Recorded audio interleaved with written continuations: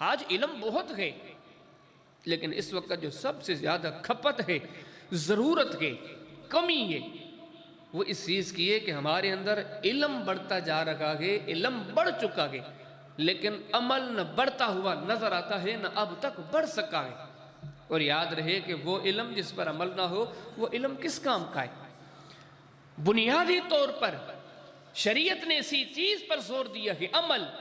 آپ کے پاس علم کم ہے، عالم تو نہیں ہے، لیکن آپ عمل میں بڑے مخلص ہیں، یقین جانے آپ کو یہ آپ کا عمل جنت لے جائے گا، بڑے سے بڑا عالم بن جائے، لیکن عمل کی دنیا میں ادھورا گئے، یہ علم اسے کچھ فائدہ نہیں دے گا بلکہ اسے جہنم لے جائے گا۔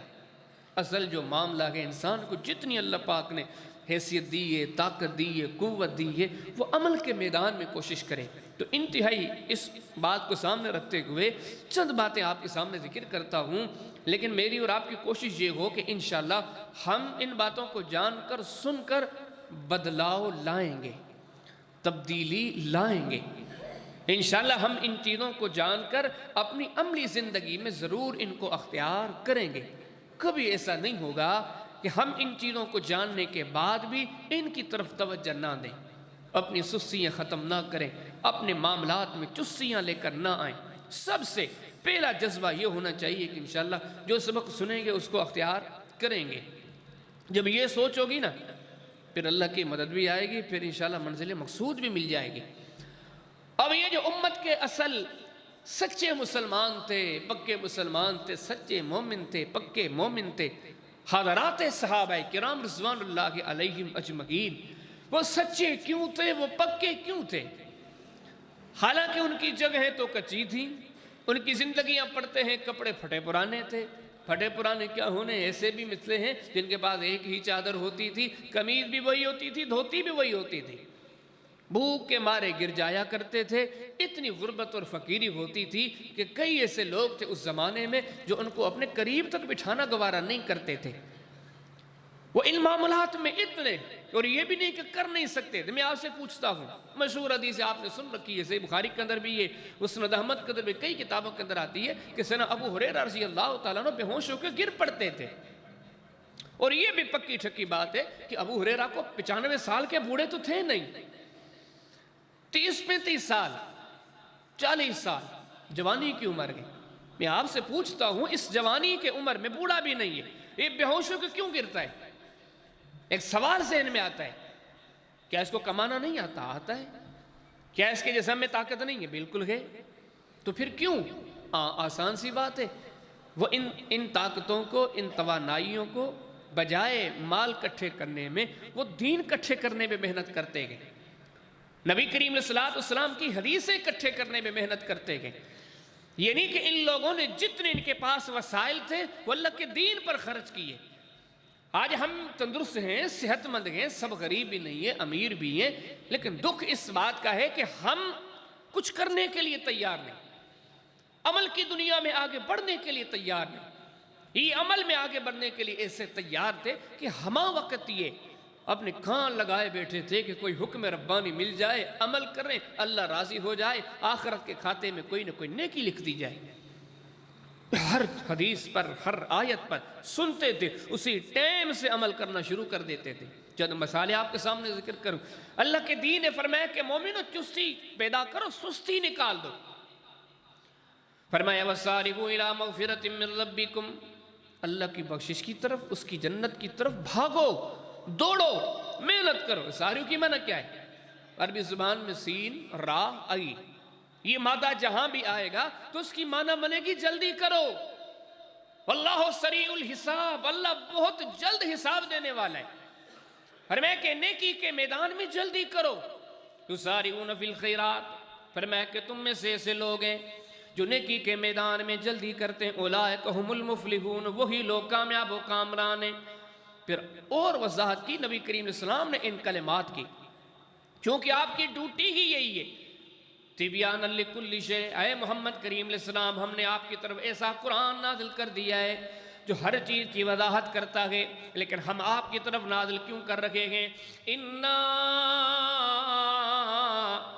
انزلنا الیک الذکر لتبین للناس، ہم یہ کتاب آپ کی طرف اس لیے نازل کر رہے ہیں تاکہ آپ اس کی وضاحت کریں، اس کا عملی نمونہ لوگوں کو سنائیں۔ وَقُرْآنًا فَرَقْنَاهُ لِتَقْرَأَهُ عَلَى النَّاسِ عَلَىٰ مُكْثٍ وَنَزَّلْنَاهُ تَنزِيلًا۔ عرب کے لوگ کہتے ہیں کیا بات ہے، جب موسیٰ علیہ السلام کو تورات ملی تھی، ایک ہی بار ملی تھی، کوہ طور پر گئے تھے، جب 40 دنوں کے واپس موسیٰ علیہ السلام آئے تو تورات اپنے ساتھ لے کر آئے۔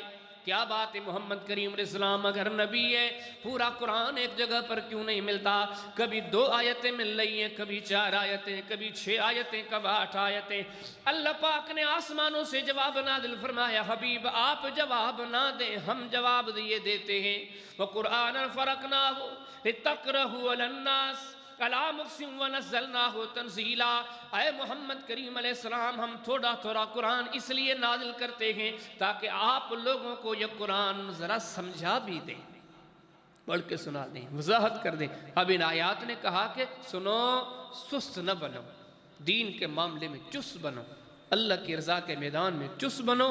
پھر سرور کائنات نے ان آیات کی تشریح کس طرح کی؟ صحیح مسلم کے اندر کتاب البر والصلہ کے اندر امام صاحب آپ قیام کرتے ہیں باب استحباب طلاقۃ الوجہ۔ نبی کریم علیہ السلام فرماتے ہیں ان آیات کی معنی کیا ہے، ان شرعی احکامات کا مقصد کیا ہے؟ آپ نے فرمایا سنو، فلا تحقرن من المعروف شیئا، کسی نیکی کو چھوٹا نہ سمجھو، جو ملتی ہے، جہاں ملتی ہے، جس وقت ہر نیکی کرو۔ آپ کان لگا کے کھڑے ہوں، آپ کی نظریں نیکی کے مواقع تلاش کرتے ہوں، آپ جہاں کہیں نیکی کا موقع پاتے ہیں فی الفور نیکی میں لگ جائے۔ قرآن نے بھی کہہ دیا، نبی کریم علیہ السلام نے آگے تشریح بھی کر دی، پھر صحابہ کرام نے آگے عمل بھی کر کے دکھایا۔ کیسے کیا؟ آپ صحیح مسلم پڑھیں، کتاب الفضائل پڑھیں، فضائل ابی بکر صدیق پڑھیں۔ نبی کریم علیہ السلام کے سامنے بزرگ، جوان، بوڑھے سارے صحابہ بیٹھے۔ آپ نے فرمایا بتاؤ تم میں سے کون ہے جس نے آج نفلی روزہ رکھا ہے؟ سیدنا ابو بکر صدیق نے کہا انا یا رسول اللہ صلی اللہ علیہ وسلم، اللہ کے رسول میں نے نفلی روزہ رکھا ہے۔ نبی کریم صلی اللہ علیہ وسلم نے کچھ دیر رک کے پھر سوال کیا تم میں سے کون ہے جس نے آج کسی مسکین کو کھانا کھلایا؟ سیدنا ابو بکر صدیق کی طرف سے پھر سے جواب آیا انا یا رسول اللہ صلی اللہ علیہ وسلم، اللہ کے رسول آج اس چیز کا اہتمام میں نے کیا ہے، جتنی میرے اندر طاقت تھی میں نے مسکین کو، غریب کو کھانا کھلایا۔ نبی کریم صلی اللہ علیہ وسلم پھر تیسرا سوال کرتے بتاؤ آج تم میں سے کون ہے جو کسی کے جنازے میں شریک ہوا ہو، میت کو کندھا دیا ہو، نماز جنازہ پڑھی ہو؟ آگے سے ابو بکر صدیق کہتے انا یا رسول اللہ صلی اللہ علیہ وسلم، اللہ کے رسول یہ کم میں نے کیا ہے۔ نبی کریم صلی اللہ علیہ وسلم فرماتے ہیں بتاؤ آج تم میں سے کون ہے جس نے کسی مریض کی عیادت کی ہو؟ جناب ابو بکر صدیق کا پھر چوتھی مرتبہ بھی یہی جواب آیا انا یا رسول اللہ صلی اللہ علیہ وسلم، اللہ کے رسول یہ کام میں نے کیا ہے۔ تو یہ بھی بتاتا جاؤں کہ ابو بکر کوئی بالکل فارغ بندے نہیں تھے، مدینے کے جو کپڑے کے واپاری ہوا کرتے تھے، کپڑے کے تاجر، ان تاجروں میں سر فارس نام جناب ابو بکر صدیق کا آتا ہے، مدینے میں کپڑا بیچنے والا تاجر ہے۔ لیکن آج ان کی زندگی کا یہ جو دن ہے، ان کی تو پوری زندگی ایسے تھی۔ حدیث میں تذکرہ اس دن کا ہے، اس دن کا روزہ بھی ضائع ہونے نہیں دیا، مسکین کی مدد والا عمل بھی ضائع ہونے نہیں دیا، جنازے میں شرکت والا معاملہ بھی ضائع ہونے نہیں دیا، مریض کی عیادت کرنے والا عمل بھی ضائع ہونے نہیں دیا۔ تو نبی کریم علیہ السلام نے یہ 4 جواب سن کے آپ نے فرمایا مجتمعنا فی امرئ الا دخل الجنہ، جس بندے کے اندر بھی یہ چیزیں داخل ہو گئیں وہ بندہ جنت میں داخل ہو گیا۔ اب ان آیات نے، ان حدیث نے، صدیق کی سیرت نے ہمیں کیا سبق دیا کہ آپ اپنے معاملات کو جانچو، آپ کتنے چست ہو، آپ اپنے دنوں میں کتنے نفلی روزے رکھتے ہو، کتنے جنازوں کا اہتمام کرتے ہو، کتنی مسکینوں کی مدد کرتے ہو، آپ دن میں کتنے بار آپ کسی مریض کی عیادت کرنے کے لیے یہ کرنے کے کام ہے۔ لیکن ان چیزوں کا ہمارے اندر اتنا فقدان ہے، ہم تو نیکی کی طرف متوجہ ہی نہیں۔ ان آیات نے، ان حدیث نے اولین سبق دیا، کامل مومن، کامل مسلم، صحیح معنی میں ایمان والا آپ میں سے وہ ہے جو وقت کو ضائع نہ کرے، ہر وقت ہر موقع پر نیکیاں تلاش کرتا جائے، جہاں موقع ملے وہ نیکی کر لے۔ فرمایا کہ آپ میں سے پکا ٹھکا مومن وہ ہے، یہ جو ہم جتنی حدیثیں آج کل سنتے ہیں، آیتیں سنتے ہیں، یہ عمل کرو جنت ملے گی، یہ عمل کرو جہنم میں جاؤ گے، ہم ان چیزوں کو جان کر سن کر یقین جانے کہ ہمارے ذہنوں میں کوئی فرق نہیں پڑتا. ایک بندے کے سامنے آپ حدیثیں پڑھتے جاؤ سناتے جاؤ کہ نبی کریم علیہ السلام نے فرمایا تھا جو نماز کی پابندی نہیں کرے گا وہ جہنم جائے گا. یہ مسند عبد بن حمید کی حدیث ہے, اسے مسلم اور دیگر کتابوں کے اندر بھی ہے. جو نمازوں کی حفاظت نہیں کرتا وہ جہنم جائے گا, اس کا کوئی چھٹکارا نہیں. وہ فرعون کا ساتھی ہے, وہ آخرت میں ابو جہل کا ساتھی ہے, ابو لہب کا ساتھی ہے, ابئی کا ساتھی ہے, قارون کا ساتھی ہے, حامان کا ساتھی ہے.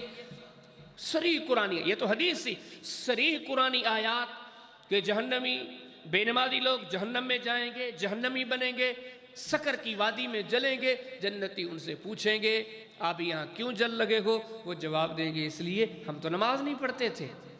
جتنی آیتیں کتنی حدیثیں, لیکن ہم اپنے ذہنوں کا جائزہ لیں.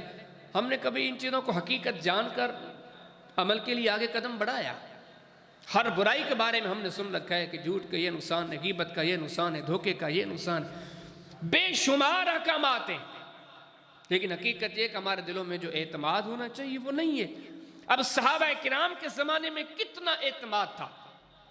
صحیح بخاری کے اندر کتاب ہے فی الاستقراص, اس میں ہم سب نے ایک باب قائم کیا کہ باب اذا قاس.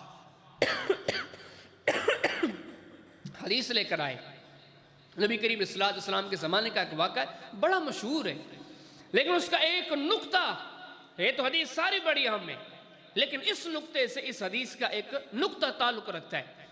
نبی کریم علیہ السلام کی دربار میں ایک دن سیدنا جابر آئے. ہم ان کا تذکرہ سنتے ہیں, بڑے غریب آدمی تھے. ان کے والد جو عبداللہ تھے انتہائی مسکین تھے, بلکہ اسے سمجھیں کہ دنیا سے گئے تو بڑا بھاری قرضہ چھوڑ کر گئے, کیونکہ غریب تھے, آئے دن لیتے تھے, چکانے کی طاقت ہی نہیں ہوتی تھی, لیتے گئے لیتے گئے لیتے گئے, وفات پا گئے, احد میں شہید ہو گئے. ڈیوٹی آ گئی بیٹے جابر کے اوپر. جابر جوان تھا تو انہوں نے کوشش کی کہ ابا کا قرضہ اتار دوں. قرضہ بہت زیادہ تھا, انکم کچھ نہیں تھی. مدینے میں کچھ چھوٹا سا کھجور کا باغ تھا, بالکل چھوٹا سا. اب وہ جو آتا تھا بمشکل ضروریات پوری ہوتی تھی, قرضہ کہاں اترے. حدیث میں آتا ہے کہ سیدنا جابر نبی کریم اسلام کے پاس آئے اور اپنے دل کا سارا دکھڑا سنایا کہ ابا شہید ہو گئے, قرضہ ادا نہیں کر سکے, اب قرضے کی ذمہ داری میرے اوپر آ گئی ہے, اب قرضہ کیسے چکاؤں. نبی کریم اسلام نے پوچھا کہ تیرے پاس مال ہے کتنا؟ کہا اللہ کہ نہیں کچھ نہیں ہے, یہ چھوٹا سا کھجور کا باغ ہے. حدیث میں آتا ہے کہ نبی کریم اسلام نے باغ دیکھا, آپ نے فرمایا کس کا قرضہ زیادہ ہے؟ کہا فلاں یہودی کا. نبی کریم صلی اللہ علیہ وسلم اس یہودی کے پاس چلے گئے. یہ ہمارے سردار کی سیرت ہوتی تھی. آج ہمارے وڈیرے, ہمارے سیاستدان, ہمارے مذہبی سیاسی پیشوا, وہ اپنے ہم پلہ بندے سے تو اتنی محبت سے ملیں گے. کوئی امیر آ جائے تو وہ اپنی کرسی سے اٹھ کے 4 قدم آگے چلے جائیں گے, چاہے سیاسی پیشوا ہو چاہے مذہبی پیشوا ہو, اور ان کے مجلس میں غریب کی کوئی حیثیت نہیں. یہ شیطان کی محنت ہے. نبی کریم علیہ السلام کی سیرت طیبہ پڑھے. جس نظر سے کرشیوں کے سردار صدیق کو دیکھا, اسی نظر سے حبشیوں کے غلام بلال کو دیکھا. اب ایک سادے سے فقیر صحابی جابر کی پریشانی کے لیے نبی کریم علیہ السلام جیسی بڑی ذات کے یہودی کے پاس چل کر گئی ہے, اور اسے جا کے کہا گیا کہ آپ تھوڑی مہلت دیں کہ جابر آپ کا قرضہ چکا نہیں سکتا, یہ تھوڑا تھوڑا کر کے دے گا. اس کا چھوٹا سا باغ ہے, کچھ اس بار دے گا, پھر کچھ دے گا, پھر کچھ دے گا. یہودی اکڑ گیا کہ نہیں, مجھے اسی سال چاہیے اور ابھی چاہیے. جیسے کھجور کی فصل کٹے گی مجھے اپنا قرضہ چاہیے.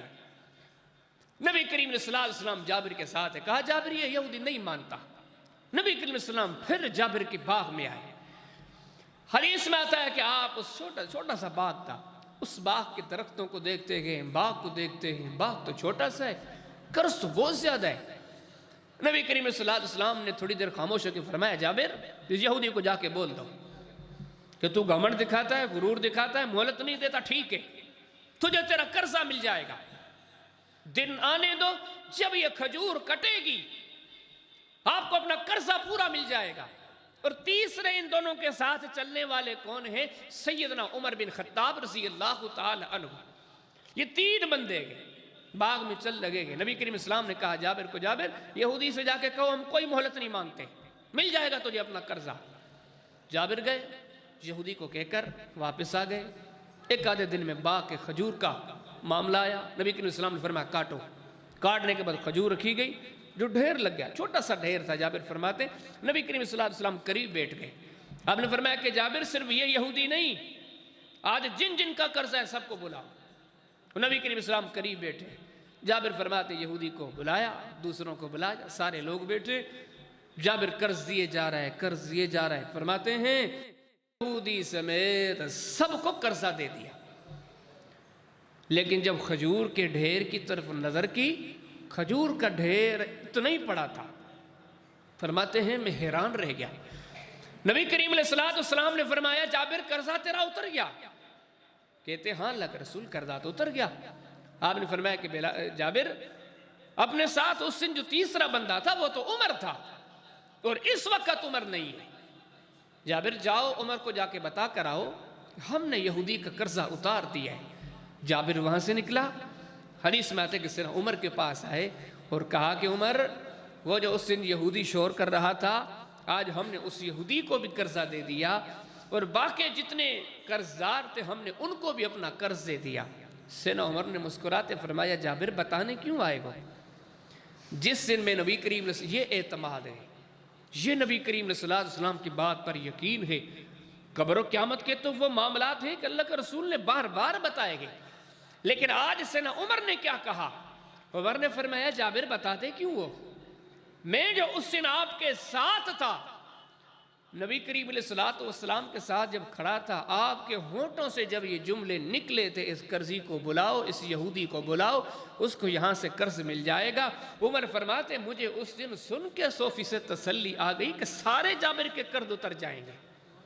یہ یقین ہے، یہ اعتماد ہے، یہ بحال کرنے کی ضرورت ہے. فرمایا کہ اگلی بات یہ ہے کہ نبی کریم علیہ السلام کی باتیں، جو چست مومن ہوتا ہے وہ کسی بات کو معمولی نہیں جانتا. ہر نبی کریم علیہ السلام کی بات پر عمل کرتا ہے. صحابہ کرام نے جیسے کیا ہے، انہوں نے ان قرآنی آیات کو سن کر، حدیث کو سن کر یقین جانے قریب جاتے ہیں. آج ہم تو ٹالنے کے بڑے ماہر ہیں. یہ نہیں کہ پتہ نہیں ہے، یہ بھی نہیں کہ کر نہیں سکتے، لیکن ہر چیز کے لیے ہم نے عذر تلاش کر کے رکھے، بہانے تلاش کر کے رکھے گے. انسانوں کو مطمئن کرنے کے لیے، لوگوں کو مطمئن کرنے کے لیے، یار میں نماز پہ نہیں اٹھ پاتا، یار میں زکوٰۃ نہیں دے پاتا، یہ کام ہے وہ کام ہے. یقین جانو ان عذروں کی اللہ کی نظر میں کوئی حیثیت نہیں. کرنے والوں کے لیے بڑے بڑے معاملات تھے. مشہور حدیث ہے صحیح مسلم کے اندر کتاب الفضائل کے اندر باب کے فضائل جلیبیب، اور مزید مسند احمد کے اندر حدیث جلیبیب کے اندر کئی کتابوں کے اندر یہ حدیث موجود ہے. جو اللہ کو راضی کرنا چاہتے ہیں، جن کی سوچ یہ ہوتی ہے ہمیں زندگی کمانے کے لیے ملی ہے، ہمیں زندگی کچھ کرنے کے لیے ملی ہے، ہمیں زندگی عاقبت سنوارنے کے لیے ملی ہے، ہمیں زندگی قبر سنوارنے کے لیے ملی ہے، ہمیں زندگی قیامت سنوارنے کے لیے ملی ہے. اس مختصر مدت میں ہمیں کما کر اتنا ساتھ لے کے جانا ہے کہ صدیوں تک اس کا صلہ ختم نہ ہو. وہ زندگی کی قدر کرتے ہیں، کوئی بہانہ پیش نہیں کرتے. کتنا بھی اپنے وجود پر مشکل لگے لیکن اسی دن سے عمل شروع کر دیتے ہیں. نبی کریم صلی اللہ علیہ وسلم کے صحابی ہیں جلیبی، حدیث میں آتا رنگت کے سانولے سے، قد بالکل چھوٹا سا، مسکین، انتہائی مسکین. نبی کریم علیہ السلام نے ایک دن بیٹھے بیٹھے جلیبی سے کچہری کی. یہ ہمارے سردار کی سیرت ہوتی تھی، فقراء کے ساتھ بھی بیٹھ کے بڑی دل کی باتیں کہا کرتے تھے.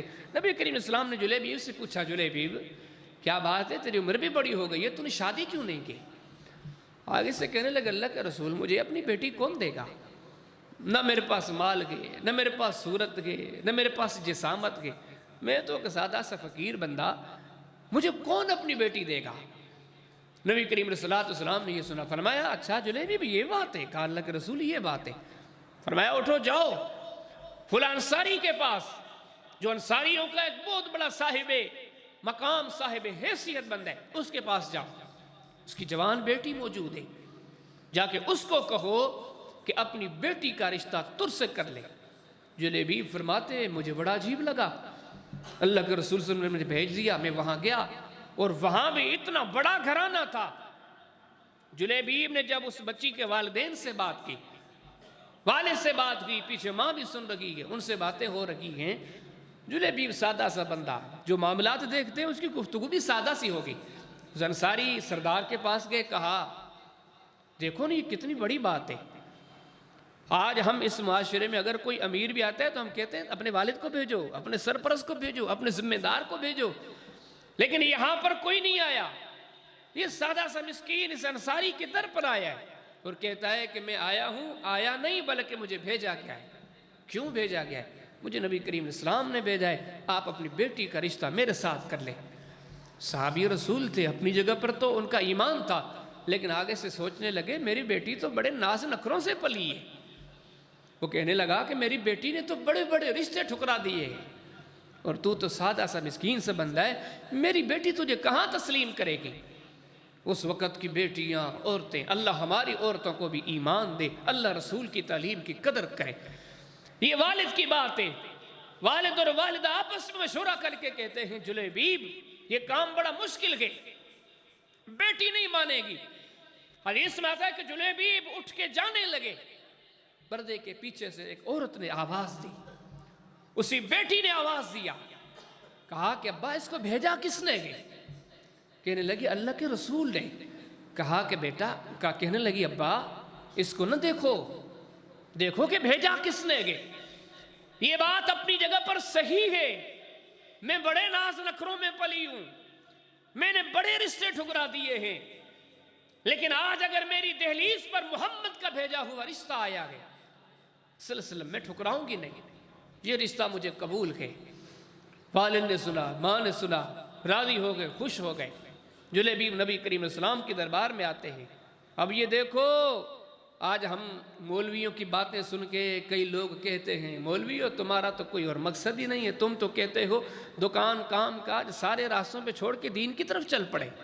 کئی لوگ بول دیتے ہیں مولوی صاحب دنیا داری بھی ہے، مولوی صاحب بیوی بچے بھی ہیں، تجارت بھی کرنی ہے، مولوی صاحب یہ کام بھی ہے وہ کام بھی۔ مولوی شریعت اپنی طرف سے نہیں سناتے، یقین جانو گہرائی میں جاؤ، محمد کریم علیہ السلام کے ہر صحابی کی زندگی سے یہ صدا بلند ہوتی ہے، کچھ نہیں ہے، صرف آخرت ہے، اللہ کی رضا ہے۔ اب اتنا سادہ سا بندہ ایک مالدار انصاری کے گھرانے سے رشتہ ہوا، ناز اور نخروں میں پلی ہوئی بیٹی آج جلیبیب کو ملی، نکاح ہو گیا، شادی ہو گئی، کچھ ہی دن گزرے گئے، نبی کریم صلی اللہ علیہ وسلم کی طرف سے اعلان ہوتا ہے مسلمانوں، مجاہدوں، چلو جہاد کے میدان کی طرف آپ کی ضرورت ہے۔ اس فقیر نے یہ نہیں دیکھا کہ ابھی تو زندگی اپنی روٹین پر آئی ہے، اب تو میں زندگی میں وہ دن دیکھنے کے لیے ملے گے جو شاید پہلے میسر ہی نہ تھے، اب بیوی بچوں والا ہوں، ایک امیر گھرانے سے میرا تعلق ہے، نہیں کسی چیز کی فکر نہیں کی۔ یہ وہ لوگ ہوتے ہیں ساری خوشیوں کو لٹا دیتے ہیں لیکن رب اور رب کے رسول کے فرمان سے لمحے بھر کے لیے منہ نہیں پھیرتے۔ صدیاں بیت گئی ہیں، ان ممبروں پر ان فقراء کے نام روشن ہیں۔ دوسری طرف دیکھو مکلی کے قبرستانوں سے لے کے مصر کے احراموں تک چلے جاؤ، جن کے جنازوں کو معطر کر کے سونے کی ممیوں میں رکھا جاتا تھا، کوئی پوچھتا ہے انہیں؟ ان رنگت کے کالے سادے سے فقراء کے نام روشن تھے، کیونکہ قربانیاں تھیں۔ نبی کریم صلی اللہ علیہ وسلم نے جیسے ہی صدا بلند کی، بغیر کسی چیز کے سوچے ہوئے نکل پڑے، میدان جہاد میں آئے، اور حدیث میں آتا ہے شہید بھی ہو گئے۔ رب نے درجے کتنے دیے، حدیث میں آتا ہے کہ نبی کریم صلی اللہ علیہ وسلم جب شہید لائے گئے، آپ شہداء کو دیکھتے ہیں، اس کی میت، اس کی میت، اس کی میت، آپ پوچھتے ہیں حل تفقدون من احد، دیکھو پیچھے کوئی شہید رہ تو نہیں گیا۔ صحابہ کرام پھر گئے، واپس آئے کہ اللہ کے رسول نہیں، سارے شہید لائے گئے، پیچھے کوئی شہید باقی نہیں رہا۔ نبی کریم علیہ السلام پھر فرمایا حل تفقدون من احد، بتاؤ کوئی شہید رہتا تو نہیں؟ صحابہ کرام کہتے ہیں لا یا رسول اللہ صلی اللہ علیہ وسلم، اللہ کے رسول سارے شہداء کے جنازے ہم نے لائے ہیں، کوئی شہید پیچھے نہیں رہتا۔ نبی کریم علیہ السلام کی زبان پر کلمات آئے، اسے سمجھو آئے نہیں، اللہ نے بھی بھیجے، کیونکہ رب تعالیٰ فرماتے وَمَا يَنْطِقُ عَنِ الْهَوَىٰ إِنْ هُوَ إِلَّا وَحْيٌ يُوحَىٰ۔ محمد کریم علیہ السلام وہ ہیں جو اپنی مرضی سے بات نہیں کرتے، ان کی زبان کا ایک ایک کلمہ اللہ کی طرف سے ہوتا ہے، ایسے سمجھو خود نہیں بولا، اللہ نے وحی کے ذریعے بلوایا۔ نبی کریم علیہ السلام تیسری بار فرماتے ہیں، آپ نے فرمایا سارے موجود ہیں تو میرا جلیبیب نظر کیوں نہیں آتا؟ دنیا کو بڑے سبق دیے جا رہے ہیں، اللہ کے لیے محبت امیروں سے بھی کرنی ہے، غریبوں سے بھی کرنی ہے۔ دنیا کو سبق دیا جا رہا ہے، اللہ کے لیے عزت امیروں کی بھی کرنی ہے، غریبوں کی بھی کرنی ہے۔ اللہ کی طرف سے تعلیم دی جا رہی ہے، کبھی غریبوں فقیروں کو حقیر نہ مانا جائے۔ اللہ کی طرف سے درس مل رہا ہے، آپ کی نظروں میں دنیا کے پیمانے الگ تھلگ ہوں گے، عزت کے لیے، تعظیم کے لیے، تکریم کے لیے، لیکن یہاں اعلان کر کے بتایا جا رہا ہے رب کے در پر ایک ہی پیمانہ ہے، کون زیادہ ایمان والا ہے، کون زیادہ تقوی والا ہے، کون زیادہ عمل والا ہے، کون زیادہ اخلاص والا ہے۔ صحابہ سارے جنازے لے کر آئے، واہ جلیب تیری عظمتوں پر قربان جائیں، تیرے جنازے کو تلاش محمد کریم علیہ السلام کرتے ہیں۔ سارے آگے، جلیبی بھی کیوں نہیں آیا؟ حدیث میں صحابی گیا، واپس آیا، یا رسول اللہ صلی اللہ علیہ وسلم، اب جا کے ہم نے جلیبیب کے جنازے کو تلاش کیا ہے، دور کہیں پڑا ہوا گے، جس کے ارد و گرد کافروں کے جنازے پڑے ہیں، 7 جنازوں کے بیچ میں، 7 مشرکوں کے بیچ میں جلیبیب پڑا ہے۔ نبی کریم علیہ السلام یہ بھی کہہ سکتے تھے جلیبیب کو بھی اس جنازے کے ساتھ لا کے رکھ دو، آپ یہ بھی کہہ سکتے تھے کہ 2 4 6 تم میں سے جائیں، جا کے جلیبیب کے جنازے کو بھی لے کر آئیں۔ یقین جانے بات موضوع سے ہٹ جاتی ہے، وگرنہ ایک حدیث میں کتنے بڑے سبق ہیں، کتنے بڑے درس ہیں، کتنی بڑی نصیحتیں۔ محمد کریم علیہ السلام معراج کی شب سارے نبی جن کے پیچھے جب آسمانوں پر چڑھتے ہیں تو جبریل جن کی رہنمائی میں چلتا ہے، جو براق پر بیٹھتے ہیں تو براق کی رکاب کو جبریل تھامے کھڑا ہے، جب آسمانوں پہ چڑھتے ہیں کسی آسمان پہ آدم مرحبا کہے، کسی آسمان پر ابراہیم مرحبا کہے، کسی آسمان پر کوئی نبی مرحبا کہے، کسی آسمان پر کوئی مرحبا کہے۔ یہ تو وہ سردار نے فرمایا جب تک جنت میں میری داخلہ نہ ہو جنت کا دروازہ نہیں کھلے گا، جس کے آنے کے بعد کہا گیا یہ اتنا بڑا سردار ہے، قیامت کی صبح تک کسی سردار کی ضرورت نہیں پڑے گی، جسے رحمت للعالمین قرار دے دیا گیا، اتنی عظمتوں والا، اتنی برکتوں والا۔ آج یہ نہیں کہا کہ تم میں سے کوئی جائے میرے جلیبیب کے جنازے کو لے کر آئے، نہیں، محمد کریم علیہ السلام خود اٹھے گئے، اٹھنے کے بعد جلیبیب کے جنازے کی طرف گئے ہیں۔ آج صحابہ کا پورا ہجوم نبیوں کے سرتاج کے ساتھ ہے۔ اللہ کے پیارے حبیب علیہ السلام کو جب بتایا گیا یہ جلیبیب پڑے ہیں، نبیوں کے تاجدار نے اپنے گھٹنے ٹیک دیے، اپنے ہاتھوں پر اس فقیر صحابی کو اٹھایا، اٹھانے کے بعد محبت سے کہے جاتے ہیں، میں تو کہتا ہوں کہے نہیں بلکہ اللہ کی طرف سے اعلانات کیے۔ آپ نے فرمایا ھذا منی وانا منہ، ھذا منی وانا منہ، ھذا منی وانا منہ، یہ میرا میں اس کا، یہ میرا میں اس کا، یہ میرا میں اس کا، یہ مجھ سے میں اس سے، یہ مجھ سے میں اس سے۔ محمد کریم علیہ السلام یہ کہے جاتے ہیں، جلیبیب کے جنازے کو اپنے ہاتھوں پہ لے کر آتے ہیں۔ کتنے حدیث نے درس دیے، یہ ہونا چاہیے، خالص اللہ کے لیے جیو، اپنے تعلقات، دوستیاں، معاملات، اپنی محبتوں پہ بھی نظر کرو، اپنی عداوتوں پر بھی نظر کرو۔ جنت تب جاؤ گے جب محبتیں بھی اللہ کے لیے، نفرتیں بھی اللہ کے لیے۔ کتنا سادہ سا حقیر فقیر ہے لیکن اللہ سے تعلق جوڑ رکھا ہے، جان جاؤ ساری دنیا میں آپ کی نظروں میں یہ محسوس ہونا چاہیے، کتنا تگڑا ہے، کتنا مالدار ہے، کتنا سرمایہ دار ہے، باتیں پھاڑ کر بات کرے، بڑے پروٹوکول کے بیچ میں چلے، لیکن سنو جب رب سے لا تعلق ہے تو رب کے بندو پھر آپ سے بھی اس کا لا تعلق ہی ہونا چاہیے۔ نبی کریم علیہ السلام کتنے سارے سبق ہیں لیکن اس سبق پر غور کرو، کوئی رکاوٹ بنائی، کوئی پیش کیا حضور اللہ کے رسول میرے ساتھ تو یہ مسئلہ ہے، میرے ساتھ وہ مسئلہ ہے، نہیں، زندگی میں کتنی خوشیاں آئی ہیں لیکن ان لوگوں نے یہی سیکھا تھا آخرت سنوارنے کے لیے رب رسول کے ہر حکم کو سر پہ رکھنا ہے، آنکھوں پہ رکھنا ہے۔ وہ کتنی بڑی مشہور حدیثیں ہیں، صحیح بخاری کے صحیح مسلم کے اندر کتاب الزہد کے پیرے پیرے باب میں سیدنا سعد فرمایا کرتے تھے وہ دن ہوا کرتے تھے ما لنا طعام الا ورق الحبلہ، درخت کے پتے درخت کے تنوں میں لگے ہوئے یہ جو سندھی میں جسے کیا کہتے ہیں یہ ہم توڑ کر ان کو کھایا کرتے تھے۔ فرماتے یہ ہماری کھاد خوراک ہوتی تھی۔ غربت اتنی ہوتی تھی کہ ہم درخت کے پتے کھا کے گزارا کرتے تھے، لیکن ان حالات میں بھی غور کریں، ان حالات میں بھی کننا نغزو مع رسول اللہ صلی اللہ علیہ وسلم، حالات یہ تھے لیکن پھر بھی ہم نبی کریم علیہ السلام کے ساتھ مل کے جہاد کیا کرتے تھے۔ ہم نے یہ نہیں دیکھا کہ تنگی کتنی ہے، یہ نہیں دیکھا تکلیف کتنی ہے، پیڑ میں کچھ ہے کہ نہیں، جیب میں کچھ ہے کہ نہیں، حالات ساتھ دے۔ اللہ ہمارے حالوں پہ رحم کرے، یہ چیزیں کہاں کھو گئی ہے؟ آج تو حال یہ بن چکا ہے مسلمانوں کا، مسجد میں پنکھا نہ ہو نماز نہیں پڑھتے، پنکھا بند ہو جائے چڑ جاتے ہیں، یہ پنکھا کیوں آج نہیں چلا؟ آج ہم ان حالات سے گزر رہے ہیں۔ مولوی صاحب کا خطبہ 2 منٹ آگے ہو جائے پیچھے ہو جائے، نماز پڑھاتے ہوئے امام صاحب نے 2 منٹ نماز لمبی کر لی چھوٹی کر لی، دعا مانگتے ہوئے 2 منٹ نماز تھوڑی بڑی ہو گئی، دعا بڑی ہو گئی، دعا چھوٹی ہو گئی۔ یہ کہاں کے نماز پڑھتے ہوئے 2 منٹ سوئی گڑیال کی ادھر چلی گئی ادھر، ہم اتنے نازک اور نفیس ہو چکے ہیں۔ اس وقت مسلمانوں کا پسندیدہ کام ہے اعتراض، کرتے جاؤ، اس پہ کرو اس پہ کرو اس پہ کرو اس پہ کرو، یہ بھی غلط وہ بھی غلط۔ آج ہم نے اس زندگی کو اعتراضستان بنا دیا ہے، اور دین کے ہر کام کے لیے ہم کہتے ہیں ہمارے اندر کہاں طاقت ہے۔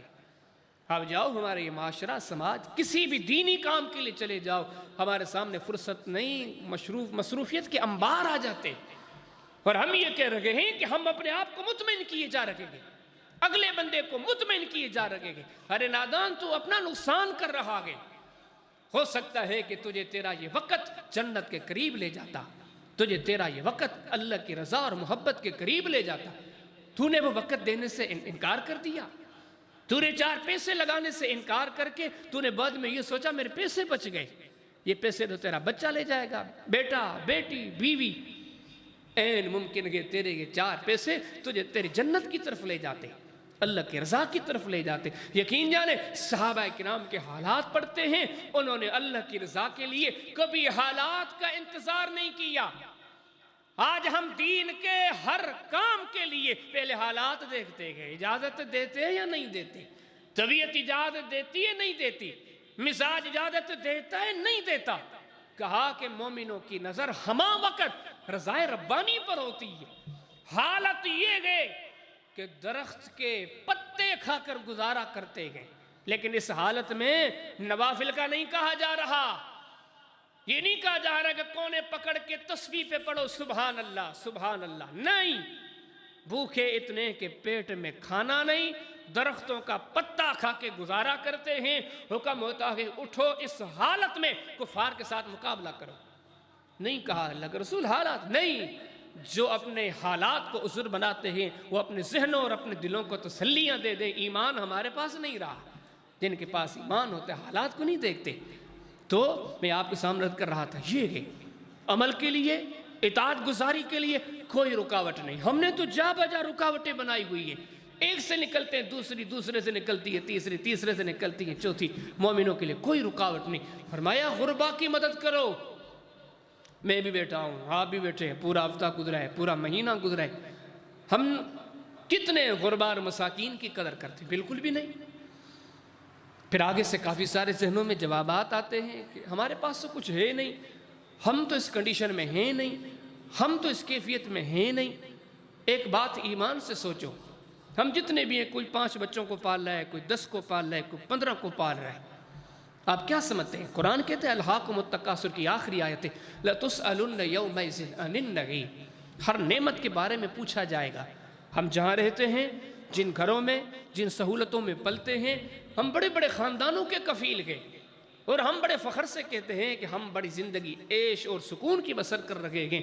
ہم 10-15 بچوں کی پالنا بڑی بہترین کرتے ہیں۔ دیوار کے اس طرف ایک یتیم ہے جو رات بھی بھوکا سویا تھا اور ابھی بھی بھوکا سویا ہے۔ آپ کیا سمجھتے ہو؟ پوچھا نہیں جائے گا۔ اپنے بچوں کے 15 بچوں کی پالنا کی طاقت تھی، ایک یتیم کی طاقت نہیں تھی، ایک غریب کی طاقت نہیں تھی، ایک مسکین کی طاقت نہیں تھی۔ آج ہی ہمارے معاملات ہیں، اور ہم کیا کہتے ہیں؟ کئی لوگ ہم میں سے کہتے ہمارے اندر تو طاقت نہیں. نبی کریم علیہ الصلوۃ والسلام کی ذات کو دیکھیں, آپ کے اصحاب کی ذات کو دیکھیں, یقین جانیں بڑی بڑی اس ایک مثال پر کئی بار ہم نے سنی ہے. صحیح بخاری کے اندر کتاب التفسیر کے اندر باب قولہ تعالی وَيُؤْثِرُونَ عَلَىٰ أَنفُسِهِمْ وَلَوْ كَانَ بِهِمْ خَصَاصَةٌ. رات کا ٹائم ہے, نبی کریم علیہ السلام کے ساتھ ایک باہر کا مہمان آیا مسجد نبوی میں. نبی کریم علیہ السلام نے فرمایا کھانے کھلانے کی باری ہے. آپ نے پہلے اپنے گھروں کی طرف بندہ روانہ کیا, پوچھو ہمارے حجرات میں کوئی ہے چیز.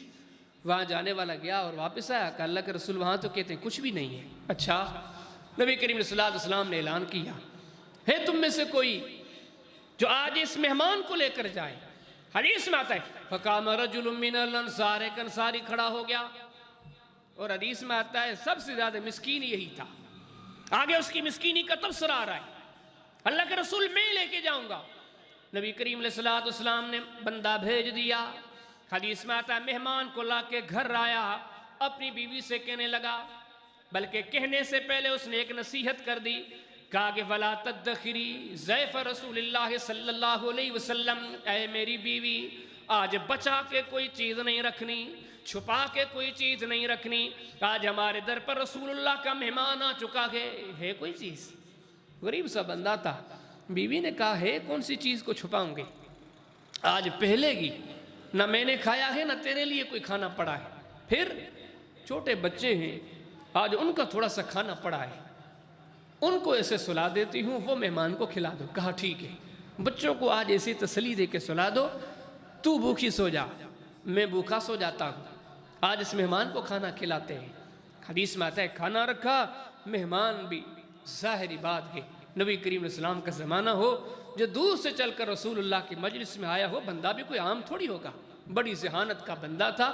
کھانا جب سامنے رکھا گیا اس نے کہا کہ تم گھر والے بھی میرے ساتھ کھاؤ, یہ تھوڑی ہے کہ میں اکیلا مہمان کھاتا جاؤں, جو تم میزبان ہو تم بھی میرے ساتھ کھاؤ. صحابی کہتے ہیں اب کھانا تو اتنا تھا کہ بمشکل ایک بندہ کھائے. پھر کیا کرتے ہیں, دیکھو کتنے سیانپ کے فیصلے ہیں. یہ سیانپ ہے, بچا کو جا کے اللہ کی راہ میں خرچ کرنا, یہ سیانپ ہے. یہ سیانپ نہیں ہے کہ مال کو ڈھیر کو چھپا کے اللہ سے محفوظ کیا جائے. جو رب دنیا میں نہیں آئے تھے, ماں کے پیٹ میں تھے, قبر میں, قیامت میں, جہاں جہاں جائیں گے اس کی امداد کا انتظار ہے, اس سے چھپا رکھے گے. سیانے وہ ہے جو چھپ چھپا کے اس کے لیے نکال رکھے گے. آج مہمان نے یہ کہا, صحابی کہتے اور تو کوئی بات نہیں تھی, میں نے ایسے کیا, جو دیا جل رہا تھا میں نے دیے کو آج بجھا دیا, پھونکا مار کے. کیوں کہ دیا بجھا کے اس کے ساتھ بیٹھ جاؤں گا, کھانا کھاؤں گا نہیں, منہ ہلاؤں گا, آواز بناؤں گا, تاکہ مہمان سمجھے کہ یہ کھا رہا ہے لیکن کھاؤں گا نہیں. وہ دیا بجھا دیا. بیوی بھی منہ چلا رہی ہے, میاں بھی منہ چلا رہے ہیں, مہمان کھانا کھائے جا رہا ہے. آج مہمان نے کھانا کھایا, مہمان کھانا کھا کے مسجد نبوی میں آیا, سو گیا. فجر کی نماز کا ٹائم ہے, سید کائنات صلی اللہ علیہ وسلم آج مصلی پہ نماز پڑھاتے ہیں. نماز پڑھانے کے بعد کائنات کے تاجدار نے لوگوں کی طرف رخ کیا, سامنے اس انصاری پہ نظر پڑی. فضحک رسول اللہ صلی اللہ علیہ وسلم, محمد کریم علیہ السلام کے چہرے پہ مسکراہٹ آ گئی, آپ ہنسنے لگے. انہوں نے انصاری کو بلایا, انصاری قریب آ. انصاری آج میں ہی نہیں ہنسا, عرشوں پہ رب بھی ہنسائے. کس بات پر؟ تیری میزبانی دیکھ کر. اور ہنسائی نہیں, رات جبریل قرآن لے کر آیا, تیرے اس انداز کو دیکھ کے اللہ نے قرآن نازل فرمایا ہے. فرمایا وَيُؤْثِرُونَ عَلَىٰ أَنفُسِهِمْ وَلَوْ كَانَ بِهِمْ خَصَاصَةٌ وَمَن يُوقَ شُحَّ نَفْسِهِ فَأُولَٰئِكَ هُمُ الْمُفْلِحُونَ. جو اپنی ضرورتوں پر دوسروں کی ضرورت کو ترجیح دیتے ہیں وہ کامیاب ہو گئے. کتنی بڑی بات ہے. یہ لوگ تھے, اللہ نے ہمیں ان کا طریقہ اور نمونہ دیا ہے. اور آپ دوسری چیز یہ بھی غور کریں, یہ بڑا سبق ہے. کئی لوگ کہتے ہیں ہم غریب ہیں, غریب ہو تو تھوڑا دو, جتنی آپ کے اندر طاقت ہے. رب نے یہ تو نہیں کہا کہ بہت زیادہ دو, نہ ہی دنیا کا کوئی مسکین آپ سے ڈیمانڈ کرے گا کہ مجھے دال نہیں مجھے مچھلی چاہیے. کرے گا کوئی یتیم آپ سے ڈیمانڈ کہ دال نہیں مجھے تو مرغی چاہیے؟ نہیں. تو اس حدیث نے کہا ہے آپ جس حال میں بھی ہو اس حال میں خرچ کرو. صحابہ کے نقش قدم پر چلنے والے تصور کیے جاؤ گے اور اللہ آپ سے راضی ہو جائے گا. اللہ کا دین کہتا ہے آپ میں سے وہ لوگ صحیح نمونے سے کامل مومن ہیں جو بہت بڑے بردبار ہوں، کبھی بھی ان کے چہروں پر، ان کی زبانوں پر، ان کے جملوں پر نازیبہ بات نہ آئے۔ کیسے؟ اپنے سردار کی سیرت دیکھو۔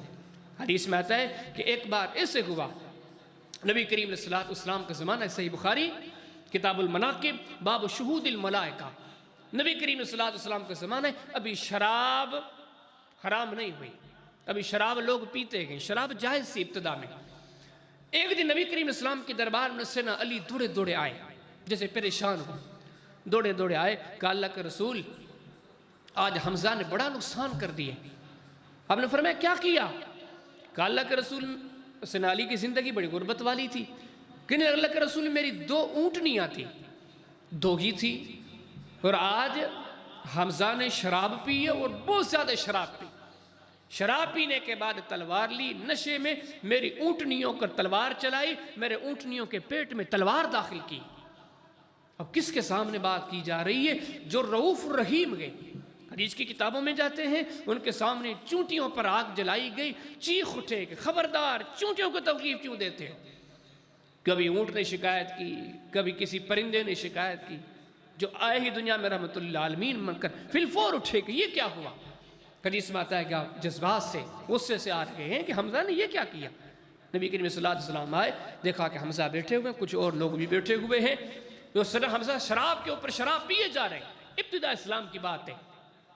نبی کریم صلی اللہ علیہ وسلم آئے اور فرمایا کہ حمزہ یہ میں کیا سن رہا ہوں؟ تو نے کتنی درندگی والا کام کیا ہے، اونٹنی پر تلوار چلائی ہے۔ حدیث میں آتا ہے کہ نشے میں سمجھو کہ ٹم تھے، نظریں اٹھائیں نبی کریم صلی اللہ علیہ وسلم کی طرف، آہستہ راوی نے اتنی وضاحت کی کہ نبی کریم صلی اللہ علیہ وسلم کے گھٹنوں کو دیکھتے گئے، نبی کریم صلی اللہ علیہ وسلم نصیحت کیے جا رہے ہیں، پھر اور سر اوپر اٹھایا، نبی کریم صلی اللہ علیہ وسلم کی نظروں میں نظریں ملا کے کہتا ہے حل انتم الا عبد لابی، تم کون ہوتے ہو؟ تم تو میرے آباء و اجداد کے غلام ہو، جاؤ اپنے کام کی کرو۔ کتنی یہ کس کو کہا ہے؟ کن کو کہا گیا؟ ہم اپنی حیثیتوں کو دیکھیں، ہمیں کوئی کہے بھلے نشے میں کہہ لے، ہم کیا کریں گے؟ ہمارا کیا مزاج ہوگا؟ کیونکہ ہم تو راہ راست بھول چکے گے، ہمیں تو ایک ہی چیز آتی ہے، جذبات۔ کہتے ہیں فخر سے اینٹ کا جواب پتھر سے دیں گے، اینٹ کا جواب پتھر سے دینا اگر عقل مندی ہوتا تو رسول اللہ دیتے۔ حدیث میں آتا ہے یہ چیز سن کے آپ نے علی کو فرمایا علی حمزہ کو چھوڑ دو، یہ نشے کی حالت میں۔ نبی کریم صلی اللہ علیہ وسلم وہاں سے چلے گئے، کچھ ٹائم کے بعد جب ہوش آیا پھر تو وہی اتر گئی کہ شراب ہی حرام ہے۔ یہ لوگ تھے۔ بخاری کی مشہور حدیث ہے، صحیح بخاری کتاب الاذان باب امامت المفتون، سنا عثمان کا زمانہ ہے، باغی مدینے میں گھس کر آئے، چپے چپے پر باغی، حکومت کے مخالف سرکش لوگ مدینے پہ حاوی ہے، حتیٰ کہ مسجد نبوی پر حاوی ہے، سنا عثمان کو قتل کرنے کا ارادہ کرتے ہیں، مصلی انہوں نے سنبھالا ہے، ممبر انہوں نے سنبھالا ہے، پورے شہر کے اندر باہر ان کی فوجیں ہیں۔ ایک بندہ سنا عثمان سے مسئلہ پوچھنے کے لیے آیا، کہا امیر المومنین باقی باتیں تو اپنی جگہ پر ہیں، آج مصلی پر بھی باغی آ گئے، وہ نمازیں پڑھا رہے ہیں، بتاؤ کیا کریں؟ یہ بردباری ہے، پتہ ہے میرے دشمن ہیں، مجھے مارنے کے لیے آئے ہیں، مجھے قتل کرنا چاہتے ہیں، جو زہریلی زبان استعمال کریں کر سکتے ہیں، ظاہری طور پر جواز موجود ہے، لیکن یہ بردباری جو محمد کریم علیہ السلام سے میراث میں ملی تھی، فرمایا اذا احسن الناس فاحسنوا واذا اساء فاجتنبوا، نماز نیکی کا کام ہے، اگر نماز کے لیے مصلی پر کھڑے ہوئے یہ نیکی کا کام ہے، نیکی ان کے ساتھ کر لو، میں نہیں منع کرتا، ہاں اس کام سے رک جاؤ جو غیر شرعی ہو، جو اللہ کی شریعت میں حرام ہو، وہ کبھی ان کے کہنے پر نہ کرنا۔ دیکھیے تو صحیح، ان کے اپنے قاتل، دشمن، سرکش باغی، جن کی حکومت ہی کو گرانے کے لیے نہیں، ان کو قتل کرنے کے لیے آئے ہیں، لیکن ان کے لیے بھی کوئی نفرت والا جملہ، کوئی لعن و طعن، کوئی تشنیع۔ آج ہم کیا کر رہے ہیں؟ یقین جانے یہ موضوع بڑا طویل ہے، انتہائی اختصار سے میں نے چند باتیں آپ کے سامنے ذکر کی ہیں، اور ابتدا میں بھی میں نے آپ کے سامنے ذکر کی تھی کہ میں اور آپ جب تک عمل کی طرف آگے نہیں بڑھیں گے، قبر میں عمل لے کے جائیں گے، موت کے وقت عمل کام آنا ہے، قیامت کے دن عمل کام آنا ہے۔ آج ہماری روٹین کچھ اس طرح بن چکی ہے، ہم سننے کو تو ترجیح دیتے ہیں، ہم علم کے حصول کو تو ترجیح دیتے ہیں، لیکن اس پر عمل درآمد، اس میں ہم اتنے سست ہیں، جہاں 10 سال پہلے کھڑے تھے آج بھی وہیں کھڑے ہیں۔ لیکن یاد رہے کہ اللہ کو عمل چاہیے، اور عمل کے مثال اور آئیڈیل نبی کریم صلی اللہ علیہ وسلم آپ کے اصحاب ہیں، جہاں سستی نامی کوئی چیز نہیں، چستی ہی چستی ہے۔ وہ جانتے ہیں زندگی ایک غنیمت کا موقع ہے، یہاں کی کمائی آگے کام آنی ہے۔ تو آئیے میں اور آپ بھی ان معاملات کو جاننے کے بعد ان حقیقتوں کو اپنے وجود پر نافذ کریں، عملی طور پر ان احکامات کو اختیار کریں۔ اللہ پاک ہمیں ایسا بنائے کہ اللہ ہم سے راضی ہو جائے، اللہ ہمیں ان چیزوں پر عمل کرنے کی توفیق عطا فرمائے۔